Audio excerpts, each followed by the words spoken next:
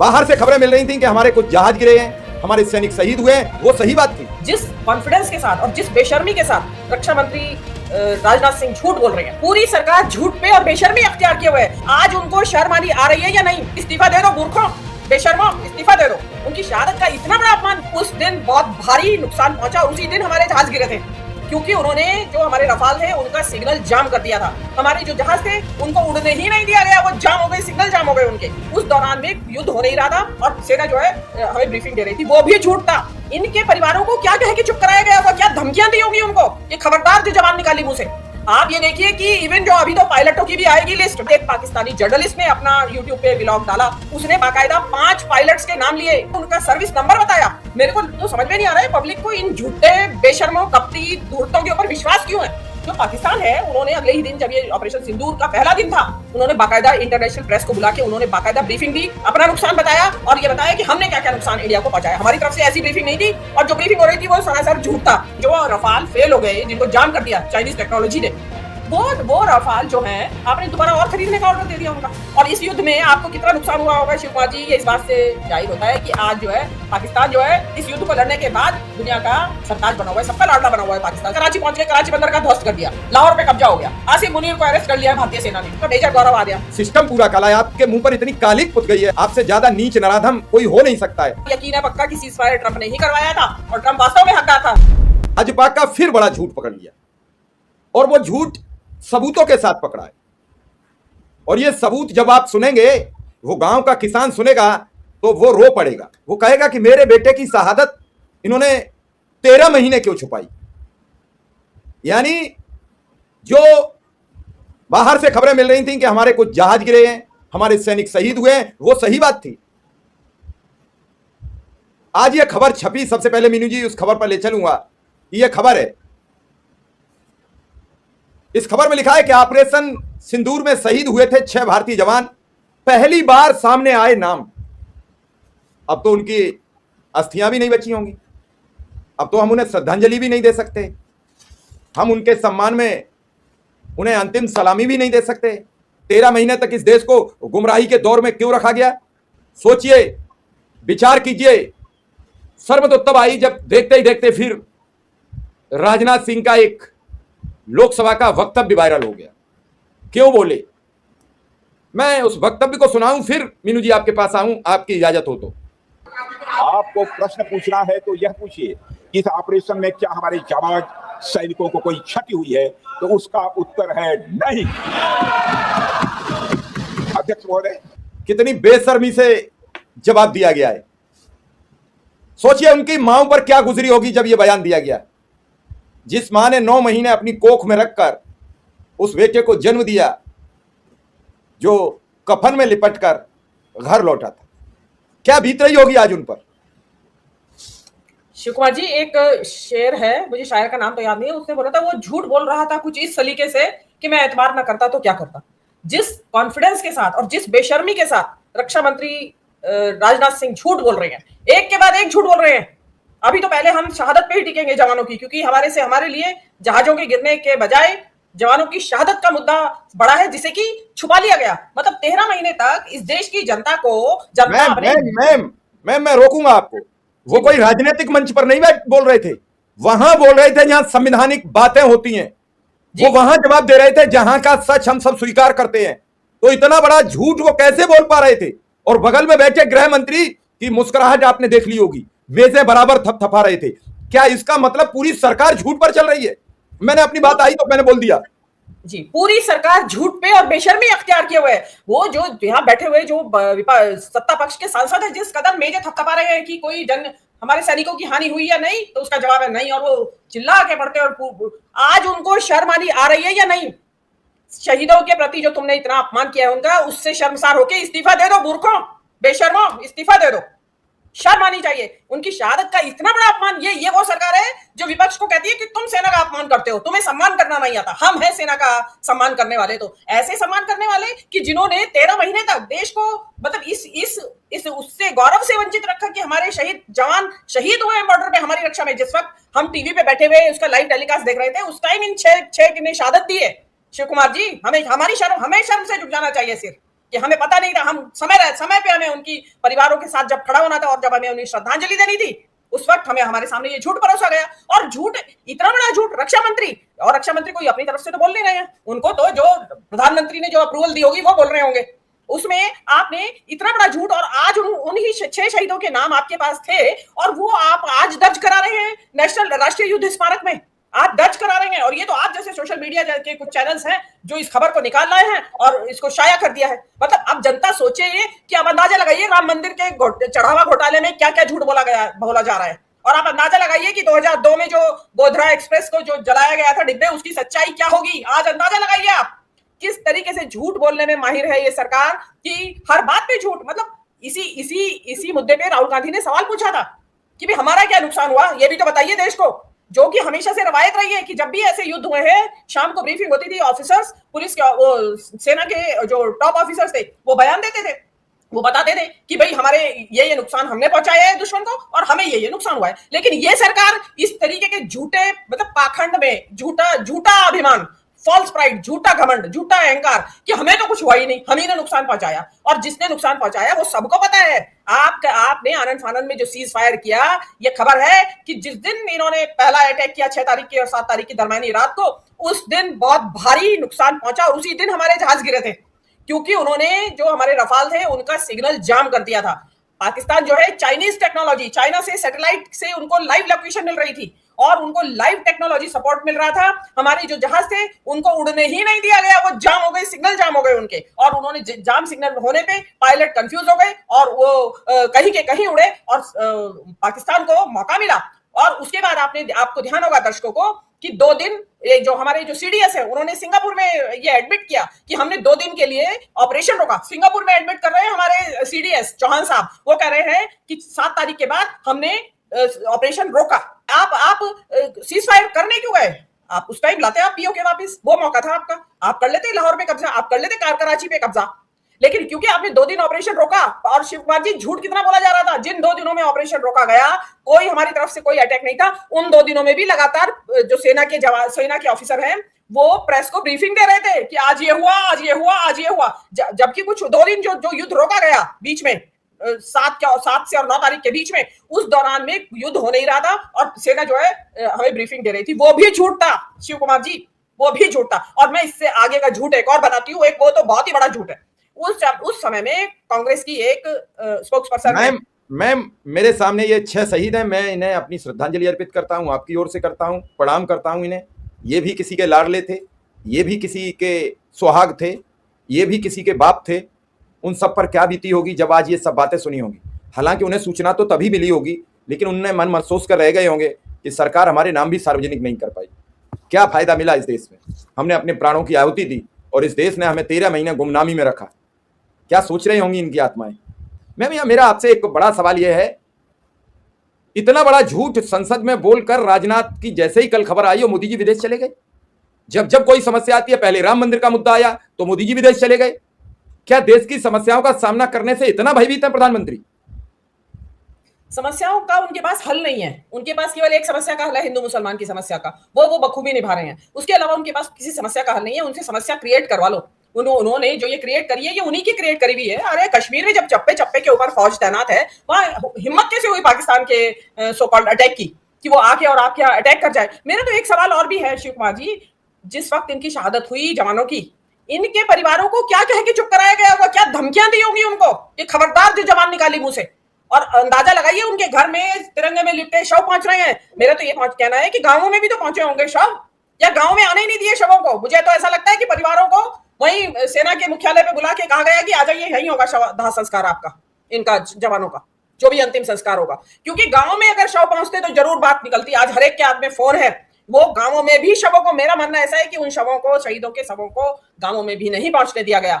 और ये इससे बड़ा खिलवाड़ शहीद की आत्मा के साथ, शहीद के परिवारों के जो दुख है उसका इससे बड़ा अपमान, उनकी शहादत का इससे बड़ा अपमान कोई नहीं हो सकता। एक और अपमान मैं आपके नजर में लाना चाहती हूँ। कांग्रेस की एक स्पोक्सपर्सन है, विंग कमांडर अनुमा आचार्य, जिस दौरान ये सिंदूर खत्म हो चुका था और एनालिसिस चल रहा था, तो उन्होंने डरते डरते बगैर नाम लिए एक वाकया सुनाया। उन्होंने कहा कि हमारे परिचितों में एक पायलट थे आर्मी में, सॉरी वायुसेना में, बोले उनके यहाँ से उन पायलट की 13वीं की चिट्ठी हमारे घर आई।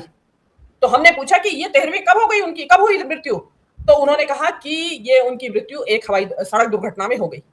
बोले हम समझ गए, उससे आगे सवाल पूछना हमने मुनासिब नहीं समझा। आप ये देखिए कि इवन जो अभी तो पायलटों की भी आएगी लिस्ट, मैं आपको, और क्यों आएगी लिस्ट, जब ये ऑपरेशन सिंदूर होके 10 तारीख के बाद एक पाकिस्तानी जर्नलिस्ट ने अपना यूट्यूब पे व्लॉग डाला, और जिसको चाहिए मैं उसको भेज दूंगी, उसने बाकायदा 5 पायलट्स के नाम लिए, फाइटर जेट में जो पायलट उड़ा रहे थे, उन पायलट्स के 5 पायलट्स के नाम लिए, उनका सर्विस नंबर बताया, उनका ओहदा बताया कि किस ओहदे पे वो थे। वो क्योंकि वो जहाज उड़ा रहे थे, जो ये वही जहाज थे जो कि जिनको की नुकसान पहुंचा था, उन्हीं के घायल पायलट अस्पतालों में दाखिल थे। और वो जर्नलिस्ट बाकायदा आर्मी के जो अस्पताल थे उनके बारे में डिटेल दी, उन्होंने नाम दिए कि कौन सा पायलट किस अस्पताल में दाखिल है। आपको पता है कि कौन पायलट, 5 पायलट मरे भी हैं। आपको देखिएगा धीरे से आज से 6 महीने बाद इन 6 पायलट, आप मेरी याद रखिएगा शिव कुमार जी, और मेरे पास वो वीडियो है, मैं अभी, क्योंकि मैंने जब वो बोला था तो वो वीडियो वायरल हुआ था, मैंने कौन से चैनल पे बोला, तो उसमें मैंने बताया कि ऐसे ऐसे पाकिस्तानी जर्नलिस्ट ये बात कह रहे हैं उस वक्त, क्योंकि वो इतना कठिन समय था शिव कुमार जी, क्योंकि आप बोले नहीं, आपने मुंह खोला नहीं, और आप देशद्रोही साबित हुए, आपके ऊपर मुकदमा कायम हो जाएगा। आज जो इन 6 परिवारों का आया, इन परिवारों के दुख को कौन इनकी दुख को जो कौन साझा करेगा? और क्या आपने जो शहादत का अपमान किया है, आपको तो शर्म से डूब मरना चाहिए, सरकार को इस्तीफा दे देना चाहिए। और मेरे को तो समझ में नहीं आ रहा है पब्लिक को इन झूठे बेशर्मों कपटी धूर्तों के ऊपर विश्वास क्यों है। इतना बड़ा झूठ आज तक नहीं बोला गया शिव कुमार जी, की शहादत को ही छुपा गए। हर एक देश में, हर कंट्री में जहां भी इस तरह के नुकसान होते हैं, इवन जो पाकिस्तान है, उन्होंने अगले ही दिन, जब ये ऑपरेशन सिंदूर का पहला दिन था और हमारे जहाजों को नुकसान पहुंचा था जिस टाइम, उस टाइम उन्होंने अगले ही दिन उनके जो वो थे, कर्नल थे या उस रैंक के कोई, औरंगजेब थे उनका नाम ऑफिसर का, उन्होंने बाकायदा इंटरनेशनल प्रेस को बुला के उन्होंने बाकायदा ब्रीफिंग दी, अपना नुकसान बताया और ये बताया कि हमने क्या क्या नुकसान इंडिया को पहुंचाया। हमारी तरफ से ऐसी ब्रीफिंग नहीं थी, और जो ब्रीफिंग हो रही थी वो सरासर झूठ था शिव कुमार जी, झूठ था। 2 दिन जब आपने ऑपरेशन रोक के रखा, तो वो आपका 2 दिन क्या कर रहे थे आप? इट मींस वही वो समय था जो हवाई जहाज गिरे थे। आपको जिस दिन हवाई जहाज गिरे उसके अगले ही दिन एक क्लैश रिपोर्ट करके, एक एक्स पे एक साइट है क्लैश रिपोर्ट, उसमें आया कि भटिंडा में एक रफाल गिरा है, और ये उसका नंबर है, उसका पंख जो गिरा था उस पे नंबर रहता है, वो आया। और इंटरनेशनल प्रेस में रिपोर्ट आई, कहीं 4 बताया, कहीं 6 बताया। और जो आपके ट्रंप है, अमेरिका के प्रेसिडेंट, वो तो बार बार कहते रहे कि नुकसान पहुंचा है, रफाल गिरे हैं, और इंटरनेशनल प्रेस में आया कि रफाल गिरे हैं। और उनके गिरने का कारण था क्योंकि इंडिया के पास उन रफाल का सिक्योरिटी कोड नहीं था। अगर सिक्योरिटी कोड होता तो उसमें अपने जरूरत के मुताबिक उसमें बदलाव कर सकते थे, तो क्योंकि सिक्योरिटी कोड था नहीं तो उसमें बदलाव नहीं कर पाए, और वो जिस हालत में थे उसी हालत में उड़ाए। अब इसमें एक और सवाल उठता है शिव कुमार जी, जो रफाल फेल हो गए, जिनको जाम कर दिया चाइनीज टेक्नोलॉजी ने, वो रफाल जो है आपने दोबारा और खरीदने का ऑर्डर दे दिया उनका, किस लालच में? आप देखेंगे कि मैक्रोन जो है अननेसेसरी मोदी की चापलूसी करते रहते हैं। वो इसलिए करते हैं कि वो अपना कबाड़ बेच रहे हैं, वो 5th जनरेशन का कबाड़ आपको बेच रहे हैं, जबकि आप 5.5 जनरेशन के नए हवाई जहाज, जो लड़ाकू जहाज देश में आ गए, दुनिया में आ गए हैं। अब ये जो अनुमा आचार्य बता रही है, मैं तो उस दिन का इंतजार कर रही हूँ। और वो अमित शाह जी जो बैठे हंस रहे हैं, इन्होंने तो ये कहा था कि भाई हमारे तो इस लड़ाई में, कोई पूछे हमें क्या नुकसान हुआ, हमारी तो एक खिड़की भी नहीं टूटी है, उन्होंने ये कहा था। और जबकि आपको ध्यान होगा कि राहुल गांधी जम्मू कश्मीर में बॉर्डर एरिया पे गए थे, जहां पे पाकिस्तान की जो जो बमबारी थी उससे जिन घरों को नुकसान पहुंचा था, या कुछ लोग मारे गए थे, आपको ध्यान होगा स्कूल के बच्चे भी मारे गए थे उसमें, 2 भाई बहन का बड़ा चर्चा हुई थी कि वो मारे गए हैं। तो वो सब चीजें आप, मतलब ये किस तरीके की झूठी बहादुरी। अरे भाई, जब युद्ध लड़ रहे हो और इस युद्ध में आपको कितना नुकसान हुआ होगा शिव कुमार जी, ये इस बात से जाहिर होता है कि आज जो है पाकिस्तान जो है इस युद्ध को लड़ने के बाद दुनिया का सरताज बना हुआ है, सबका लाडला बना हुआ है पाकिस्तान, सऊदी अरब का लाडला बना हुआ है पाकिस्तान, अमेरिका का लाडला बना हुआ है पाकिस्तान, चीन का लाडला बना हुआ है। मतलब पाकिस्तान की जो कार्यकुशलता थी इस युद्ध में, उनकी जो समझदारी थी, उससे प्रभावित होकर सऊदी अरब ने अपनी सुरक्षा का जिम्मा पाकिस्तान को दे दिया। और आज अभी और बता रहे हैं कि और कंट्रीज भी उन्हीं को देने वाले हैं। तो आप तो फेल हुए, आपने देश को सच नहीं बताया। और जो मीडिया क्या मीनू जी, ये मान लिया जाए कि लगातार मोदी फंसते जा रहे हैं, तो मोदी ऐसा कर रहे हैं कि राजनाथ का नाम प्रधानमंत्री पद के लिए ना चल पाए, ये साबित हो जाए? नहीं, बड़ी गंभीरता से टिप्पणी है कि अमित शाह का ही नाम रहे प्रधानमंत्री पद पर, योगी को राम मंदिर में फंसा दिया, चंदा चोरी सामने आ गई, राजनाथ को इतना बड़ा झूठ आज सामने आ गया, तो धीरे धीरे सबको खत्म किया जा रहा है। केवल अमित शाह बढ़िया आदमी है, यहाँ अमित शाह की कोई बुराई होता है, मतलब उन पर आरोप नहीं लग रहा है। मैं बड़ी बात आपसे जानना चाह रहा हूँ। बिल्कुल सही कह रहे हैं आप, लेकिन ये जो स्टेटमेंट है शिव कुमार जी, आपको लगता है कि प्रधानमंत्री की जानकारी के बगैर उन्होंने दिया होगा राजनाथ सिंह ने? अभी तो कह रहे हो कि ये सार्वजनिक तो भी उन्हीं ने करवाया, उन्हीं की सरकार है। हाँ, हाँ, तो अब लेकिन उसको अरे भाई दबाया था तो फिर दबा के रखते। मैं तो ये पूछना चाहती हूँ कि उन परिवारों को क्या धमकियां दी गई होंगी कि खबरदार जो जबान खोली, जो मुंह खोला, उन शहीद के परिवारों को पता नहीं किस तरीके की धमकियां दी गई होंगी कि खबरदार अगर तुमने जवान खोली और ये भी कहा कि हमारा जवान शहीद हुआ है। मैं तो आज चाहती हूं कि कोई खोजी जर्नलिस्ट इन शहीदों के गांव जाए, उनके यहाँ से लेके आए उनका इंटरव्यू उनके परिवारों से कि जी आपको क्या उनसे पूछे कि उस समय उन्हें सब मिला कि नहीं मिला, हाँ। सबका दाह संस्कार कहां हुआ, उस गांव के प्रधान से भी पूछे क्या आपके सामने इस शहीद का सब आया तो क्या दाह संस्कार हुआ, या उसको सब भी नहीं मिला परिवार को। ये 13 महीना तक इतना बड़ा झूठ बोलकर पूरा देश जानता है कि ऑपरेशन सिंदूर में भारत का नुकसान ही नहीं हुआ, फिर ये शख्स कैसे शहीद हो गए। मैंने पहले भी कहा कि गांव में शव आता ना शिव कुमार जी, आप देखते नहीं कितने वीडियो वायरल होते हैं भाई, ऐसा हाहाकार मच जाता है जिनके घर का बेटा गया हो, तो वो गांवों में शव पहुंचा। आज हर एक के हाथ में फोन है, तुरंत खबरें आ जाती। मुझे तो वही मैं कह रही हूँ कि उनको परिवार वालों को आर्मी हेडक्वार्टर बुला लिया गया होगा कि भाई यही होगा, आइए यही दे दीजिए आप मुखाग्नि। ये 100% ये निकल के आएगा। कोई जाए अगर खोजी पत्रकार, क्योंकि अब ये खबर बाहर आ गई है, तो इस बात से अब जाना चाहिए, क्योंकि सरकार वहां दर्ज कर रही है उनके 6 नाम। अरे भाई जब एक तरफ तो आप कह रहे हैं कि कोई मरा नहीं, वही वाली बात है शिव कुमार जी, ना कोई घुसा है ना घुस के बैठा हुआ है। ऐसा ही है कि ना कोई मरा है और ना कोई शहीद हुआ है, ना कोई जहाज गिरा है।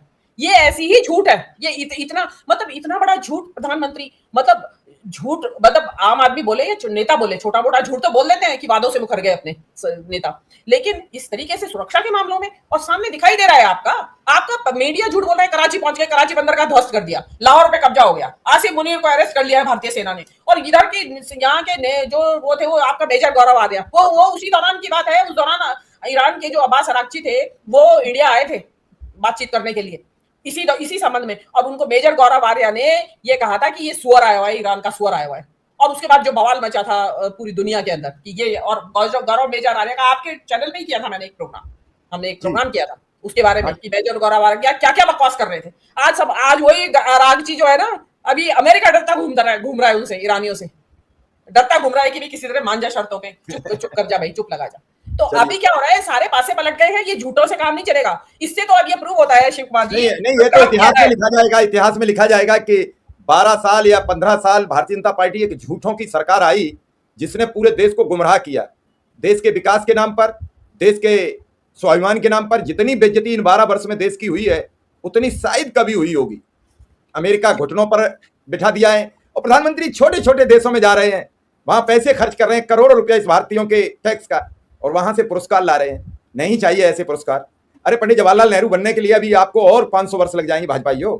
आपका तो इतिहास काला है, आपका तो सिस्टम पूरा काला है, आपके मुंह पर इतनी कालिक पुत गई है, आपने राम मंदिर का चंदा खा लिया। आपसे ज्यादा नीच नराधम कोई हो नहीं सकता है, इतने घटिया किस्म के आदमी हो आप। तो उस प्रभु श्री राम को बख्श या भाई नहीं, आपने प्रभु राम को अपने से छोटा बता दिया। बताइए, इससे बुरा इस देश के हिंदुओं के लिए और कुछ हो सकता? पूरे सनातन का सत्यानाश कर दिया।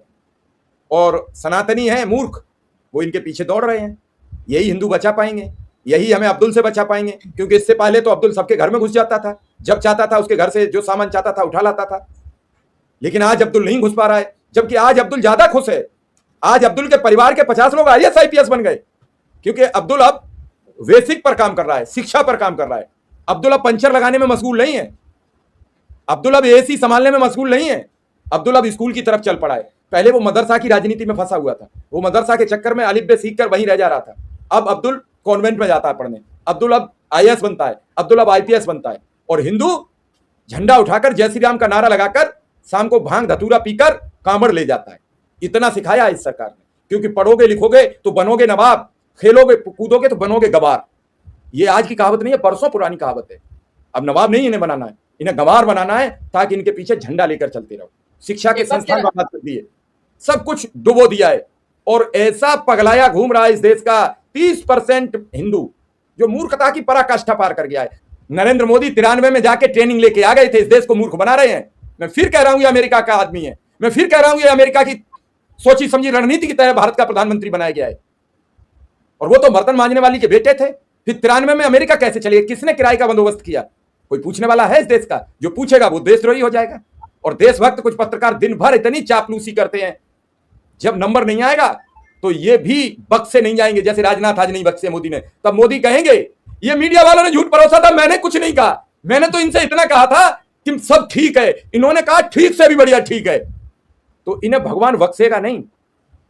और जो इनके समर्थन में खड़े रहते हैं वो भी पाप के उतने ही बड़े भागी हैं जितने नरेंद्र मोदी है, जितने वो पत्रकार हैं, सब उतने ही भोगी है जो वाहवाही इनकी करते हैं दिन भर। वजह तो इतनी है और क्या है। अरे आप सोचिए, जिस घर में आज ये खबर पहुंचेगी कि तुम्हारा बेटा तो 13 महीने पहले मर गया है, शहीद हो गया, देश के लिए जान दे दी, और वो राजनाथ ठहाके लगाकर, वो अमित शाह ठहाके लगाकर, जो राजनाथ सिंह है वो टेलीविजन पे आके माफी मांगे कि क्या मेरा उस दिन का जो स्टेटमेंट है वो वायरल हो रहा है और मैं माफी मांगना चाहता हूँ कि उस वक्त मैंने झूठ बोला था और इस्तीफा ये भी बताना नहीं मीनू जी, ये भी बताना पड़ेगा किसके प्रेशर में बोला था।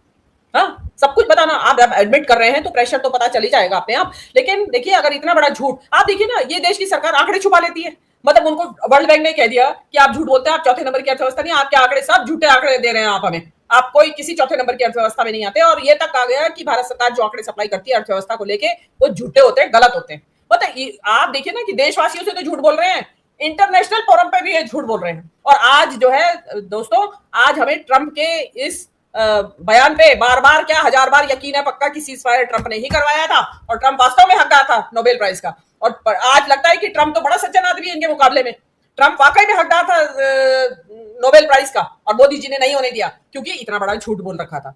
और ट्रंप ने बाद में यह भी कहा था कि आपके जहाज भी गिरे हैं, सारी चीज उसने कही थी। और वो इंटरनेशनल, उनका जिनके 750 हवाई दुनिया में सैनिक अड्डे हैं, दुनिया भर में 750 सैनिक अड्डे, उनको किस चीज की खबर? तुम्हारे परिंदा भी पर मारता होगा तो ट्रंप को खबर रहेगी। और ये तो लड़ाई चल रही थी और उस दौरान अब तो ये बात बिल्कुल पक्का हो गई है, मोदी माने या ना माने, कि ट्रंप ने ही आपका ये करवाया था। हाँ, मोहर लग गई जी बिल्कुल बिल्कुल मीनू जी, आपने बड़ी गंभीर जानकारी दी है दर्शकों को।